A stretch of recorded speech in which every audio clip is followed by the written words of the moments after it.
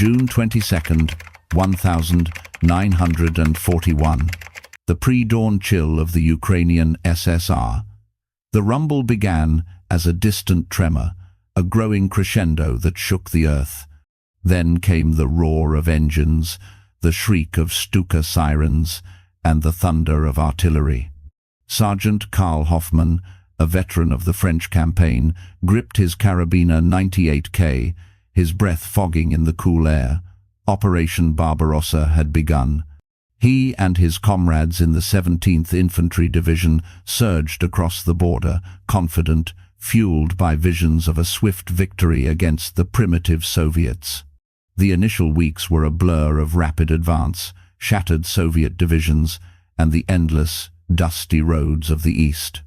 Karl witnessed towns ablaze, fields laid waste, and the grim faces of a people suddenly engulfed in war. Yet, even as they pushed deeper, the vastness of the land, the ferocity of the Soviet resistance that flared in pockets, and the ever-lengthening supply lines began to gnaw at the edges of their confidence. Rations, initially plentiful, started to thin.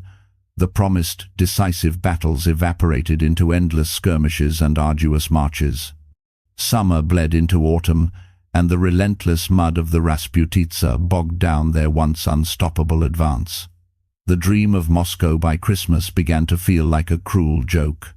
By November, the biting cold had arrived, a harbinger of the infamous Russian winter. Karl's boots, fine for the parades of Berlin, were inadequate for the frozen ground. His thin overcoat offered little protection against the gale-force winds that howled across the steppes. Food was a constant, gnawing worry. The field kitchens often struggled to reach them, and when they did, the portions were meager, thin soup, hard bread, sometimes a piece of ersatz sausage. Rumors of starving civilians behind their lines, of requisitioned grain and cattle, were dismissed as necessary evils of war. They were the Wehrmacht, the superior force, destined to win. Yet, the gnawing hunger, the freezing nights, and the desperate, suicidal charges of Soviet soldiers began to chip away at that conviction. In December 1941, as temperatures plummeted to unimaginable lows and their advance stalled before Moscow, the nightmare truly began. Supplies froze on the roads, engines wouldn't start, and men succumbed to frostbite and exhaustion. The dream of a quick victory had turned into a desperate struggle for survival against an enemy far more resilient and a land far more unforgiving than any German soldier had imagined. The irony was bitter. They were the invaders, but they were the ones slowly starving, freezing, and dying in the vast, unforgiving East. They were fighting for every scrap of food, every warm uniform, while the enemy, supposedly on the verge of collapse, fought with a savage determination that baffled and terrified them. January 15th, 1942. Deep within the frozen forests outside Staritsa, Kalinin Oblast, the screams were muted by the thick snow, carried on the bitter wind. Grenades exploded, muffled thumps in the white landscape. Corporal Ernst Müller, huddled in a hastily dug foxhole with his K-98 and 2 spare magazines, watched as a fresh wave of Soviet infantry, bundled in padded coats and felt boots, emerged from the tree line. Their own position, a snow-covered ridge, was barely defensible. For weeks, the 206th Infantry Division had been hammered by relentless Soviet counter-offensives.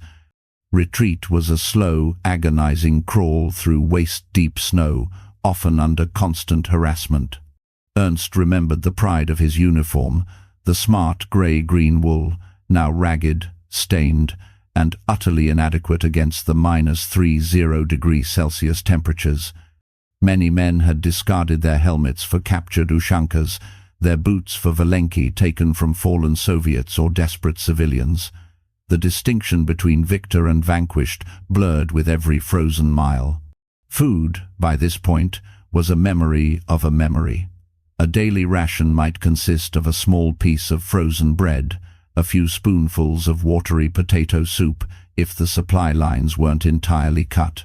Horses, once vital for transport, were now often butchered and eaten, their meat tough and stringy, a desperate measure against starvation. Ernst had seen men lose fingers and toes to frostbite, their cries echoing in the silence of the forest. Others simply lay down in the snow and never woke up, their eyes open, staring blankly at the indifferent grey sky. The Soviet propaganda leaflets, once mocked, now held a sinister ring. "Your bodies will fertilize our soil." The irony was that the very soil they were meant to conquer was consuming them, limb by limb, calorie by calorie. The attack intensified. A Soviet T-34 tank rumbled into view, its tracks grinding through the snow, its gun turning slowly towards their position. Ernst squeezed his eyes shut for a moment, the exhaustion and cold seeping into his bones. This wasn't the glorious war promised by the Führer. This was an endless, frozen hell where death was a constant companion and hunger a gnawing beast within. He thought of his mother's warm kitchen, the smell of freshly baked bread. A fantasy, impossibly distant. Suddenly, a shout from his section leader, "Surrender! They're cutting us off." The battle-hardened sergeant, a man who had faced down Polish cavalry and French tanks without flinching, now looked utterly broken. Ernst looked around. Only a handful of men remained, their rifles clutched loosely, their faces pale with cold and despair. The roar of the T-34 grew louder. He dropped his rifle, his hands numb with cold. As Soviet soldiers, their faces grim but strangely well-fed, swarmed their position, Ernst felt a strange mix of terror and relief. The fighting was over. For now, he had survived. But what came next? February 3rd, 1942. A temporary holding pen near Velikiye Luki, Russian SFSR. The cold was still a physical entity, clinging to Ernst Müller's tattered uniform, seeping into his bones. But something was different. After days of forced marches, often with minimal food and under constant threat of summary execution, they had been herded into a crude, barbed wire enclosure. He expected the worst: starvation, brutal treatment, the bleak end of all hope. Yet as the sun, a pale disk in the grey sky, began its slow descent, a cart trundled into their makeshift camp.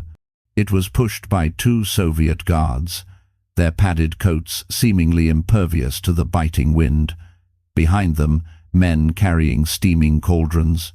The smell reached Ernst before he saw the contents, a thick, earthy aroma that made his stomach clench in a painful spasm.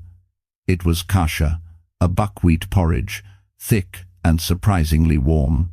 And with it, a chunk of dark, dense bread. Not much, certainly, but more than he had seen in weeks, almost certainly more than he had dared to dream of. Ernst watched, bewildered, as the portions were ladled out. Each German POW received a similar serving. He ate slowly, savoring every mouthful, the warmth spreading through his chest, a strange, almost alien sensation. His fellow prisoners, equally gaunt and desperate, ate in stunned silence. There were no shouts, no arguments over portions, just the quiet, methodical consumption of precious calories.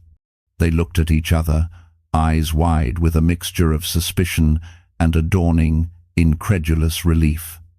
Over the next few days, as they were moved further east, the pattern continued.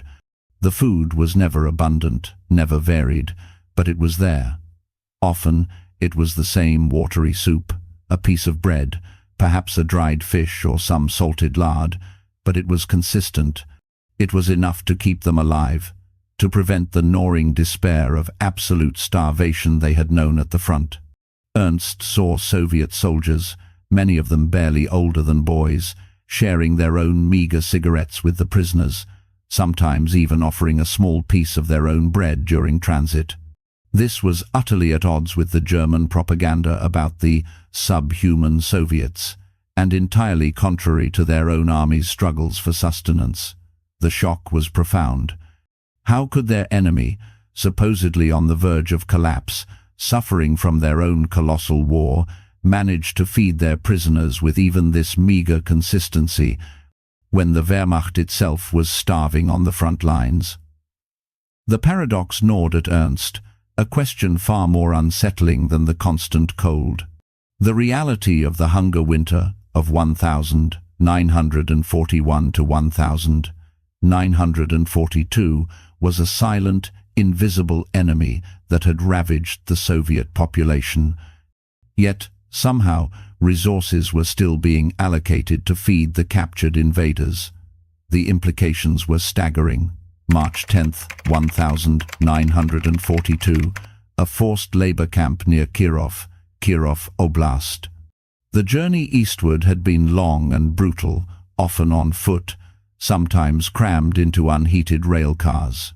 Ernst Müller and the other German POWs arrived at the camp near Kirov, a cluster of grim barracks surrounded by barbed wire and watchtowers, their bodies aching, but their bellies, though far from full, no longer screaming with the agony of perpetual emptiness. The daily routine was harsh: forced labor in the frozen forests, felling timber, or toiling in rudimentary workshops. Yet the rations, while designed for mere survival, persisted. A thin but consistent porridge for breakfast, a watery soup, and bread for lunch and dinner. For men who had faced true starvation only weeks before, it was a lifeline, a bewildering paradox. During their work details, under the watchful eyes of their Soviet guards, they sometimes encountered local civilians. These were not the well-fed, robust figures depicted in Soviet propaganda, nor the subhuman caricatures of German propaganda. These were people whose faces were etched with hardship, their clothes ragged, their bodies gaunt. Ernst remembered a particular old woman, her face a roadmap of suffering, who watched them as they felled trees. She clutched a small, threadbare sack, her eyes hollow, fixed on the meager bread rations the guards sometimes handed to the prisoners as a reward for hard work. It was a look of desperate, profound hunger. Later, in hushed conversations with a few other German prisoners who had been held longer, Ernst began to piece together the terrifying truth. They spoke of the Golodnaya Zima, the hunger winter. They recounted whispers from some guards, overheard fragments of conversations, even sympathetic gestures from a few civilians who sometimes left small, pathetic scraps of food near the work sites, not for the prisoners, but for their own desperate families. The true horror of the Soviet home front began to unfold. Widespread famine, particularly in the besieged cities and war-ravaged territories where millions of Soviet citizens were starving to death. The stories of bread queues stretching for miles, of families succumbing to hunger and disease, of cannibalism in the most desperate areas, these were not German fabrications, but the grim reality of life for their captors' countrymen. The realization hit Ernst with a chilling force. They, the invading soldiers, who had brought war and devastation to this land, were being kept alive with a meager but consistent diet, while the very people whose homes they had destroyed were dying of hunger. It was an inversion of all logic, a stark, uncomfortable truth that shattered the last vestiges of their propaganda-fueled worldview. The Soviets, despite their immense suffering, were ensuring their prisoners survived, even as their own population faced unimaginable privation. This wasn't generosity, it was a cold, calculated strategy, but its impact on the German POWs was profound. The abundance of their own meager food, set against the backdrop of the Soviet people's unseen famine, was a stark, bewildering testament to a different kind of national resolve. April 20th, 1942. Inside a dimly lit barracks at the Kirov POW camp, the air was thick with the smell of unwashed bodies and damp straw. Ernst Müller sat on his wooden bunk, his thoughts a tangled knot of confusion and a grudging respect. He listened to the low murmur of German voices around him, men discussing the latest meager rations, complaining about the work, but never about actual starvation. The shock had long since worn off, replaced by a dull, persistent bewilderment. They were eating, surviving, while the Soviet people outside the wire were dying.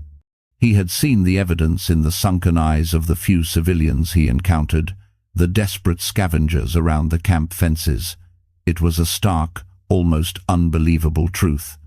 This wasn't the image of a collapsing enemy they had been fed by the Reich propaganda. This wasn't a nation on the brink of surrender.